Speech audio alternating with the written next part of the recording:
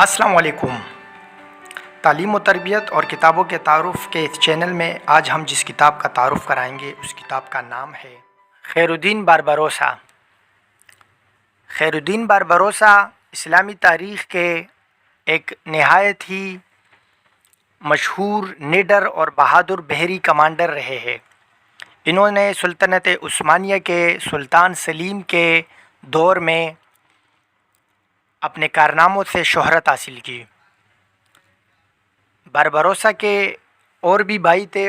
Spain میں جب مسلمانوں کی 700 سالہ حکومت کا خاتمہ ہوا تو اسپین میں مسلمانوں کے ساتھ ظلم اور زیادتی کی جانے لگی، اور یا تو زبردستی عیسائی بنایا جاتا اور جو عیسائی بننے کے لیے تیار نہ ہوتے تو ان کو جیلوں میں ڈال دیا جاتا۔ بہت سارے مسلمانوں نے وہاں سے نکلنے میں عافیت سمجھی اور وہ شمالی افریقہ کی طرف انہوں نے ہجرت کی، لیکن ہجرت کے دوران سب سے بڑا مسئلہ بیچ میں سمندر تھا جس پر بھی کفار کے افواج کا قبضہ تھا۔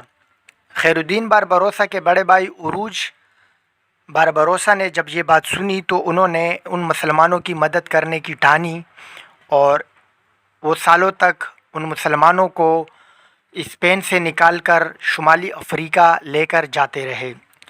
اسی دوران سلطنت عثمانیہ کے سلطان سلیم نے بھی عروج کو اپنے دربار میں بلایا اور ان کو وہ خطوط دکھائے جو ان مسلمانوں نے لکھے تھے، جس میں ظلم و ستم کی داستانیں اور جیلوں میں ان کے ساتھ ہونے والی زیادتیوں کے بارے میں تحریر تھا۔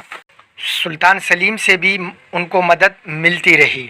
سلطان سلیم شمالی افریقہ میں اپنا سرسوخ بڑھانا چاہتے تھے، اس لیے انہوں نے باربروسا برادران کی مالی مدد کی اور سیاسی مدد کی بھی پیشکش کی، جو کہ باربروسا برادران نے قبول کر لی، اور انہوں نے اس دوران الجیریا پر قبضہ بھی کیا جو ان کا ہیڈ کوارٹر بنا۔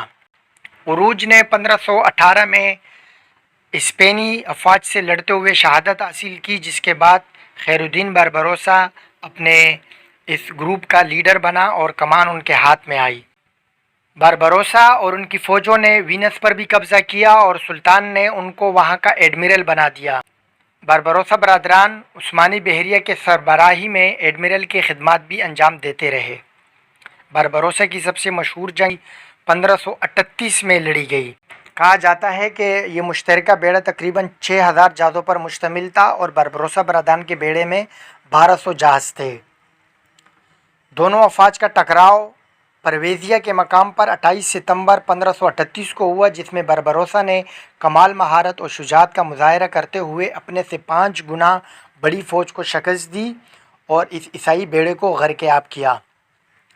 حالت یہ تھی کہ عیسائی بیڑے کے کمانڈر اینڈریا ڈویریا نے ایک چھوٹی سی کشتی میں بیٹھ کر فرار ہوئے اور اپنی جان بچائی۔ باربروسا نے اس کے بعد اسپین کے ساحلی علاقوں پر حملے کر کے 70,000 سے زیادہ مسلمان بچوں، عورتوں، بزرگوں کو چرچ کے مظالم سے نجات دلوائی۔ باربروسا کے فتوحات کے نتیجے میں بحیرہ روم اور یہ سارا مشرق اور مغرب کا جو تجارتی گزرگاہ تھا یہ مسلمانوں کے قبضے میں آیا، جو آئندہ 300 سالوں تک مسلمانوں کے قبضے میں رہا۔ برطانیہ، فرانس، ہالینڈ وغیرہ جیسی ریاستیں اس عرصے میں یہاں سے اپنے جات گزارنے کے لیے سلطنت عثمانیہ کو ٹیکس دیتی رہی۔ آپ کو یہ جان کر حیرت ہوگی کہ امریکہ کے پہلے صدر جارج واشنگٹن نے اس بحری فوج کو امریکہ پر حملے نہ کرنے کے معاہدے پر راضی کرنے کے لیے مسلمانوں کو ایک بھاری جزیہ ادا کیا تھا۔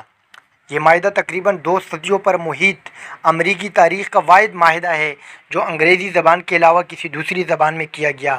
یہ معاہدہ اس لحاظ سے بھی منفرد تھا کہ اس میں امریکی حکومت کسی بھی دوسری ریاست کو ہر سال باقاعدہ ٹیکس ادا کرنے کی پابند تھی۔ افسوس کی بات ہے کہ ہمیں بہت سے اپنے ہیروز کا ذکر تک غیروں سے سننے کو ملتا ہے، اور وہ ذکر بھی اس قدر مسخ شدہ چہرہ پیش کرتا ہے کہ ہمیں ان ناموں سے ہی نفرت ہو جاتی ہے۔ قومیں جب اپنی تاریخ دوسروں سے سننا شروع کر دے تو ایسا ہی ہوتا ہے۔ اپنی تاریخ کو جانیے، اپنے مسلم ہیروز کو جانیے۔ ایک بہت ہی بہترین کتاب جو ناول کی شکل میں لکھی گئی ہے، تقریباً 500 صفحات پر مشتمل یہ کتاب جناب اسلم راہی صاحب کی لکھی ہوئی ہے، ضرور پڑھیے۔ ویڈیو کیسی لگی اس بارے میں ضرور بتائیے گا، چینل کو سبسکرائب کر دے اور بیل آئیکن بھی ضرور دبا دیں۔ اللہ حافظ۔